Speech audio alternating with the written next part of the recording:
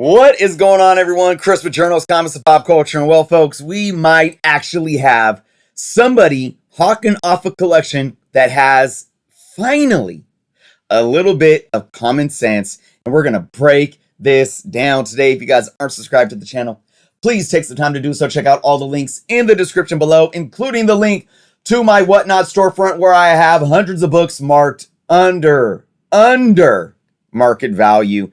And yes, I also accept offers on everything, guys. Check it out. Click the link. Shoot me an offer. If you aren't signed up to Whatnot, you use that link to set it up. You'll get $15 off your first purchase from anybody on the app. But let's just get right into this. If you watch my channel, you know that I'm constantly making these videos. And it's so funny when I do a video, like the last one I did was, what was it like? Some guy was selling almost 4,000 modern 2000s and up comic books with no keys. And he had the CLZ list, so I saw everything. I went through every book he had. The most valuable book was like a couple $30 books. Everything other than that was dollar bin, 50-cent bin, quarter bin junk, and he was asking $10,000 for it. And then I get in the comment section, you know, the trolls that just, look, maybe some people really feel this way, so I don't want to call them trolls, but you know, I use the word troll because when I engage with them, they don't want to have a grown conversation, so that's where it becomes very trolling, you know. But I can understand that people look at that and they're like, well, Chris, you're just a hater. It's like, sounds like, you know, he didn't accept your offer and you're just mad. I'm not mad because I do not want to spend thousands and thousands of dollars on modern comics that are not going to sell. All right. This collector right here has a little bit of common sense, and we're going to break this down. Let me just read it. 22 long boxes of comics, roughly 6,000 books, a mix of Marvel, DC, and independent, mostly modern, with some being recent releases. There are also some bronze and copper in the mix. Pickup only, great for flea market sellers or setting up at comic book shows. All right, so we got 6,000 books of mostly modern stuff, and I highly doubt that there's any keys in here. Highly doubt it. Now, I'm going into this not seeing one picture of a book, not really having any gauge of anything that's in here. I haven't even reached out to the guy. Oh, you got kind of a list or nothing. And I'm already saying that this guy has a little bit of common sense. Why is that? Well, let's look. How much is he trying to ask for 6,000 comic books? Oh my goodness, $1,500. So how much is that per book, guys? Can you do your math?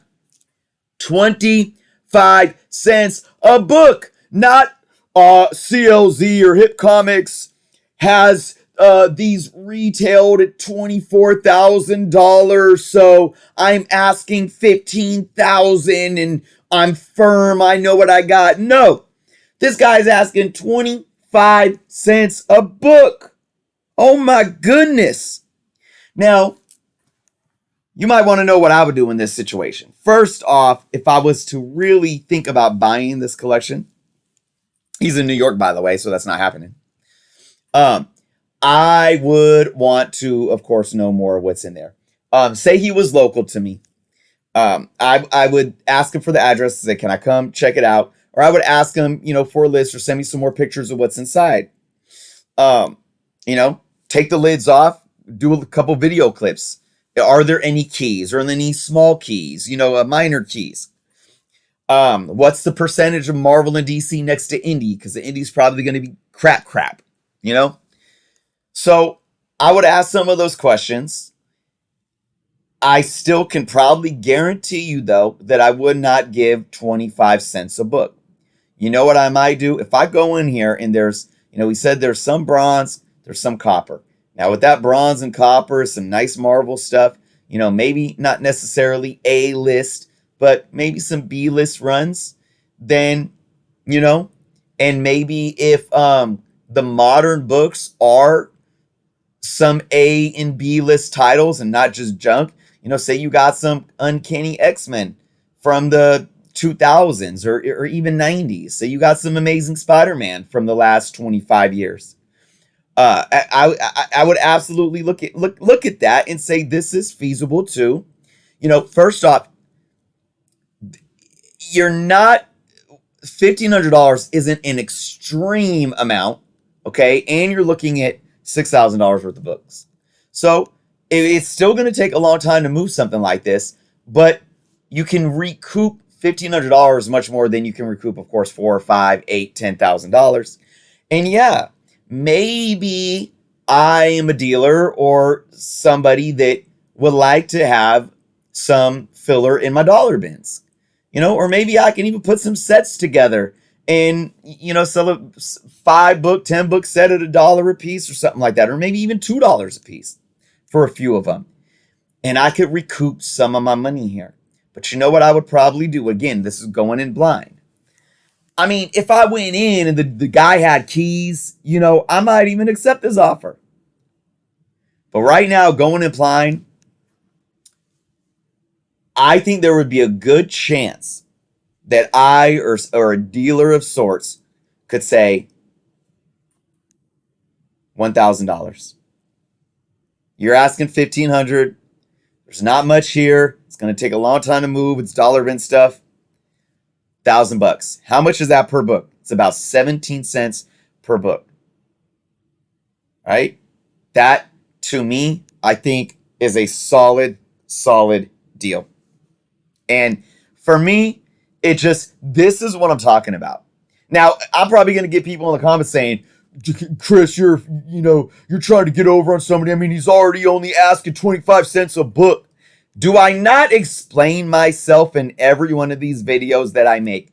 Guys, those that don't understand this concept, I'm sorry. I'm going to have to assume that you have no sense of business, especially when it comes to the business of comic books. The cost that goes into selling comic books, even when you don't have a storefront. If you have a storefront, there's even more costs. All the fixed costs, rent, your labor costs for your staff, PG&E or your light bill, your water bill, all of that stuff. But even if you don't have a brick and mortar, the cost to bag and board, to list online, to list on eBay, to list on whatnot. If you're bringing it to comic book shows and you're setting up dollar bins, you got to buy your table. You got to, the gas, the hauling, hauling the boxes into the van, unloading, setting up. You might be paying somebody to help you, some staff to help you. When you have dollar bin books and the individual is only asking for 25 cents, it's still feasible. But you got to understand, when you sell it for $1, the profit margin isn't going to be 75 cents from that quarter that you paid, especially if you're shipping. If you sell a couple of the books, right, for $2-3 each, and you ship it in one Gemini mailer, that Gemini mailer is costing you about $1. Now, hopefully they're paying for shipping and that takes care of your shipping costs. But you're printing shipping labels, ink, paper. You're getting in your car, gas to go down to the post office to drop off your items, your packages. The time and effort it takes to list and to sell. There is such a small profit margin in comic books, guys. This is what I try to beat into your guys' heads.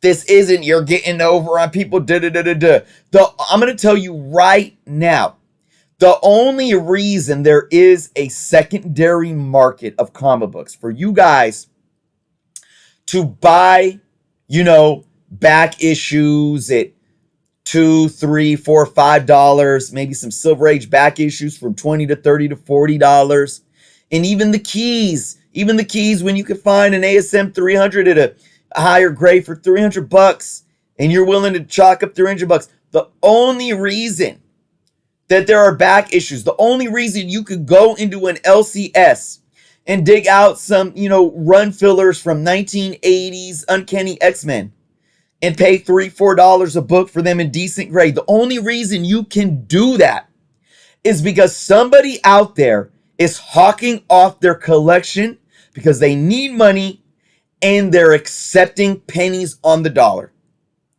Because I'm going to tell you something. If LCS is even paid a quarter a book, 50 cents a book, $1 a book for the majority of bronze, copper, and modern stuff, the prices that you're going to pay are going to be at least double what you're paying right now.